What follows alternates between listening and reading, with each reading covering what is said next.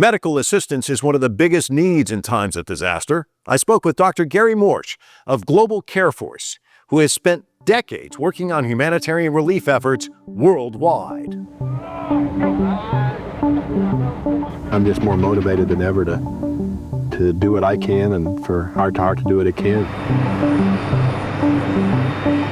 I first met Morsch in the early 1990s and traveled with him to Somalia, where he was attempting to save lives following a devastating famine and a brutal civil war. I was working as an anchor and reporter for KMBC TV at the time. Most of the U.S. journalists and the U.S. soldiers are gone from this country, but the problems that brought both to this country persist. Over the years, I've covered Morsch's work, including his nonprofit Heart to Heart International. Some of these needs are going to be so costly, and volunteers can't deal with all of the needs, the basic survival needs and the things, the gaps that we're trying to fill. We spoke at our studio in Washington, D.C. I guess the first question is this passion for service. It's been on full display for decades now. Where's it come from? Well, two things. One is my parents exemplified that. My dad was a pastor, and he always looked out for the little guy. You know, people knew in town, the little town we lived in, that if you were hungry, if you were an alcoholic and needed $20 to, who knows, maybe buy more alcohol, but he would not turn anybody away. He always looked out for the little guy. And I always thought that really impacted me.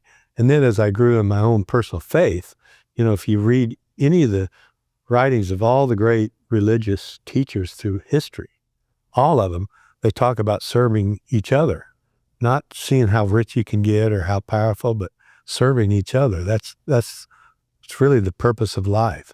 So that just led me to say, no matter whether I have lots of money or little money, this is what I'm going to do. Another inspiration for Morsch is Mother Teresa, whom he personally knew. Gary, you've met some interesting people along the way. I guess Mother Teresa would have to be right up there for you. Number one. What was she like? Well, she was a short little lady. I knew her for the last 10 years of her life. And but she was a one passionate, called, focused person that wanted to help one individual in front of her with a need. And she started out with, of course, the dying, people living on the street in Calcutta. And then she would take them to their home for the dying. So even till the end of her life, she may have gotten Nobel Peace Prizes and spoke here in the United States at this or that, but that wasn't important to her. It was helping people. Global Care Force sends volunteers to disaster areas and war zones. Since 2020, the organization has provided life-saving care to more than 250,000 people. You've worked internationally, but you've also worked domestically. Can you talk about some of the needs that you saw in kind of these rural areas in the United States, and are they still in need? Yes. So in the United States, we have all hospitals in rural areas generally are part of a program through the government called critical access. There are critical access hospitals. They need to stay open because to not be open, a person might have to go another hour to get emergency care. That funding keeps getting squeezed, plus healthcare costs in our country for everywhere. Big cities, little cities, rural community are going up. So there's a real financial pressure on them. The other major thing is that these rural communities are having increasingly difficulties in recruiting doctors because doctors are trained in big cities. They may be from a little town, but then they go to the university, then they go to medical school, then they do their residency. Those are all in big cities, and they get married, and the spouse says, I don't know if I want to go back to some little town, you know. I think let's just live here. So I started a group of doctors years ago to try to address that problem.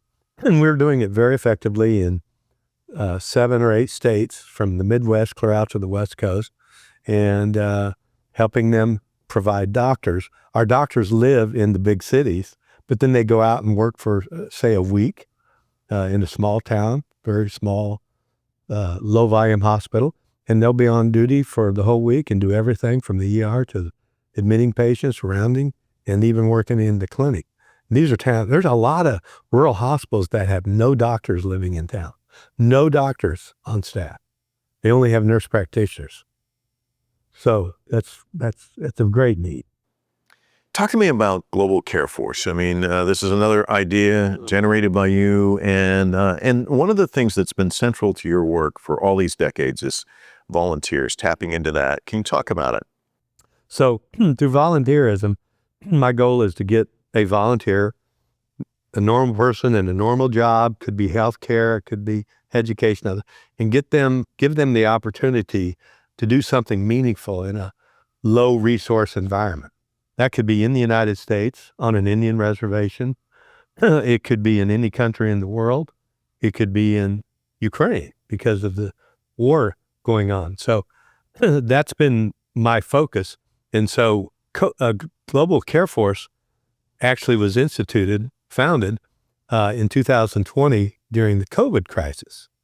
And when the COVID crisis hit the United States in about February of 2020, I knew as a doctor, we're not prepared for this. So I went to Heart, an organization I've been leading, and they felt like, we're going to be busy just getting PPE and all the other stuff. And all of our staff are working remotely. Volunteers are not going to want to go where there's COVID, might catch COVID.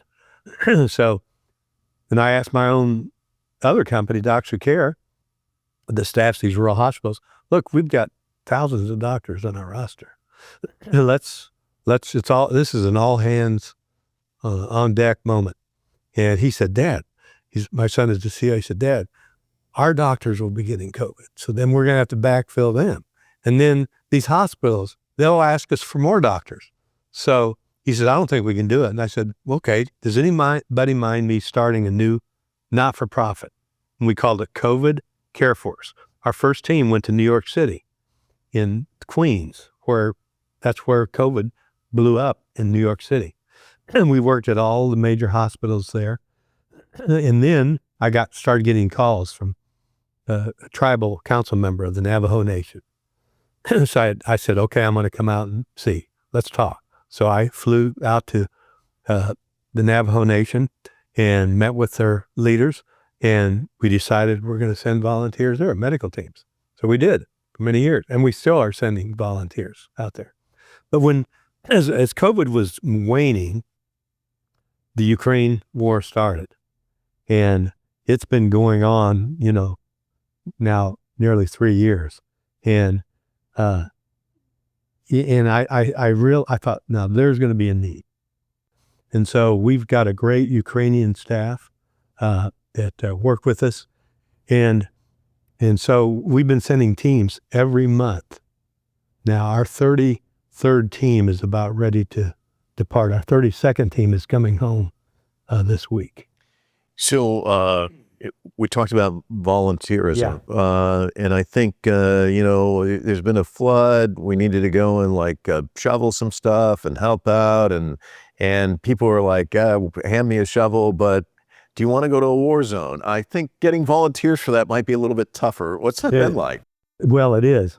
And we have to explain to people, look, we do everything we can to keep you safe. Because we're working with the military and the government, we get reports of where through intelligence services, where there could be problems. And even while we're traveling near the front lines, like Kharkiv or Mykolaiv, these are other areas from north to south along the front lines, the government will guide us and say, these are the villages we think, the communities that we'd like you to work in.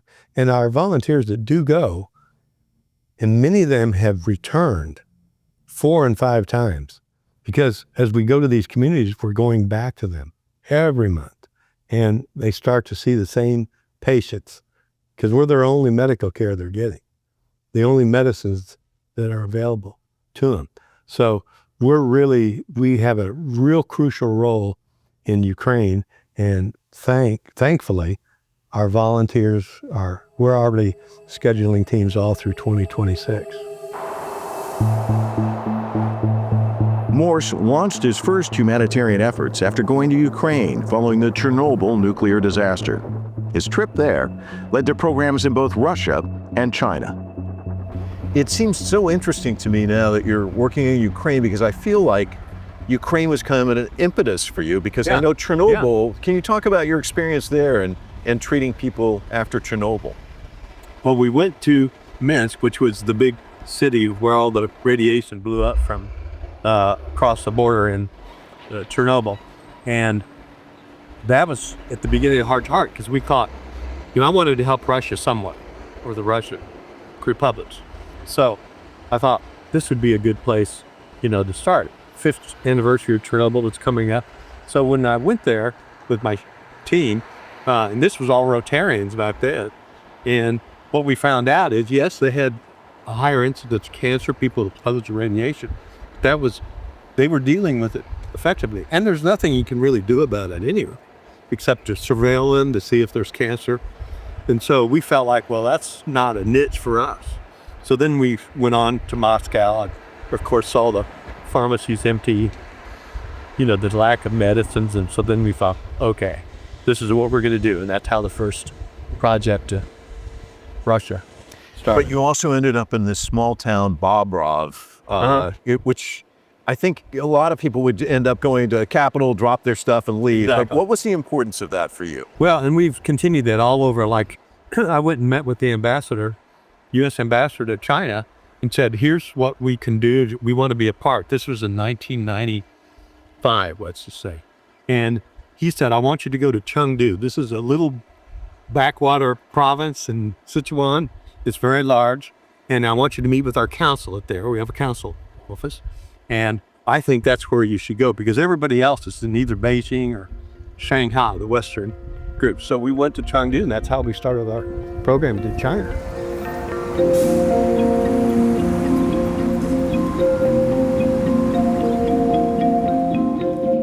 You've seen both sides of the coin, in a sense. You've seen the evil and you've seen the kindness. You've led the kindness.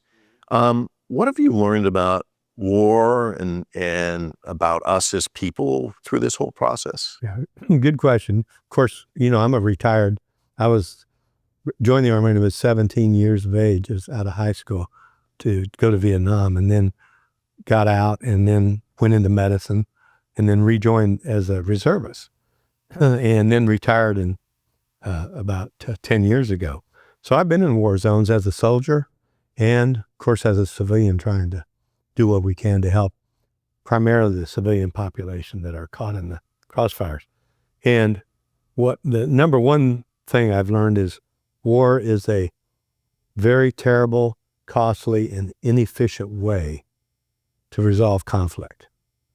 But it's human nature to try to dominate, to try to enlarge your own territories, to think that you're going to bring security to yourself, to your country, by invading another country or starting a war or whatever. So that's the way it's been through human history, and it's probably not going to change, So we have organizations like the UN and others, multilateral organizations, that do their best to try to, balance this and try to make sure everybody is operating by the same rules. Let's just say the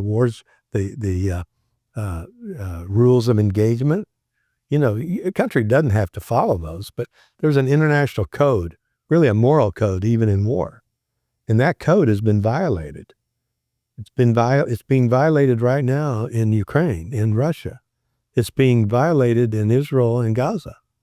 And so this is why I think it's even more important for organizations like mine and others to step up and do what they can, even at the risk of their own lives. When COVID hit, I thought, I'm going to get COVID and die. I'm working in the big hospital in New York City, and there's COVID in the air in this emergency room, and people are dying. But I thought, okay, well, I've lived a good life. Should be me here volunteering, not some young doctor that's got young kids at home.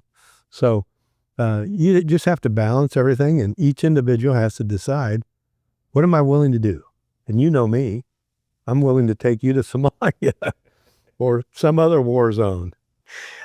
Speaking of that balance, as an organization, you mentioned a couple of flashpoints. Some might also say Sudan. There's other parts of the world that are also. How do you determine where do we go? Where do we use our resources? So, I try to keep up on all these hot spots. And so I always, when people ask me, how do you decide? I say, well, you've got to have, you've got to have the resources. It's just not the need alone.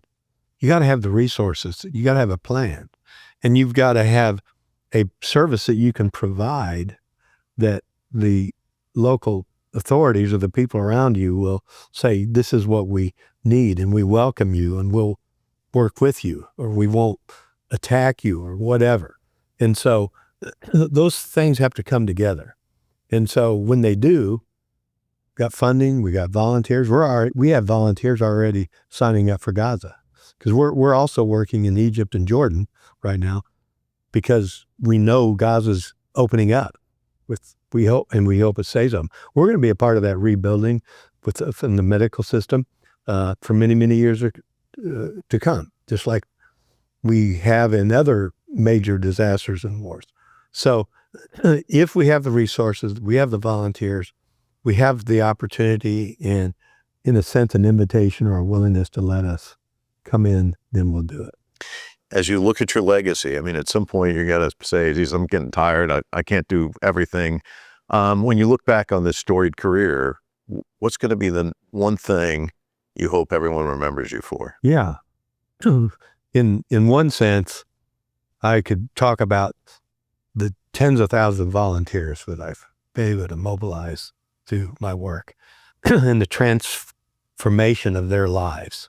When a person works in a different culture, whether it's in the U.S. or internationally, and they come home, they're a changed person. Now, some are more changed than others. They're completely transformed. They actually shift careers or go into something that is more directly impacting people in need.